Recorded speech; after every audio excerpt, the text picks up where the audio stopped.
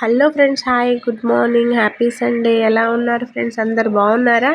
నేనైతే బాగున్నానండి. ఈరోజు పలావ్ చేస్తున్నామండి, బగారా రైస్. పిల్లలు అందరు చుట్టాలు ఉన్నారు కదా, సండే మొన్న చేద్దాం అనుకున్నాను, అవలేదు. ఈరోజు చేస్తున్నాను. నేను మా తోడుకోళ్ళు ఇద్దరం చేస్తున్నామండి. బాగుంది చూడండి. ముందు ఉల్లిపాయలు వేసుకున్నామండి, చెక్క లవంగా అన్నీ వేసేసి, ఉల్లిపాయలు అన్నీ వేసి ఫ్రై చేసేసి, తర్వాత అల్లం వెల్లిపాయ పేస్ట్ వేసాం. బాగా ఫ్రై అయ్యాక పెరుగు వేస్తాం. తర్వాత టమాటా, కొత్తిమీర, పుదీనా వేస్తాము. ఒక 4 లీటర్లు వాటర్ పెట్టుకున్నాం పైన. అంటే వేడిగా తొందరగా వేడైతే దీంట్లో ఎసరు తొందరగా వస్తుంది, లేట్ అవ్వదని చెప్పి అలా పెట్టాను పక్కన పొయ్యి మీద. చూడండి, అయిపోద్ది రైస్ అయితే. అన్నీ వేసి టమాటాలు, పుదీనా, కొత్తిమీర అన్నీ వేసేసాం. ఎలా ఉన్నారు ఫ్రెండ్స్? నా వంటలు మీకు నచ్చితే లైక్, కామెంట్, సబ్స్క్రైబ్ చేసుకోండి. ఎలా ఉన్నారు? బాగున్నారు అందరూ?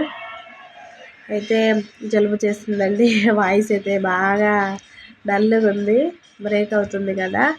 రైస్ వేద్దామండి. బాగా మరిగిపోయినాయి చూడండి, వాటర్ చక్కగా మరిగిపోతుంది, ఎసరు వచ్చేసింది.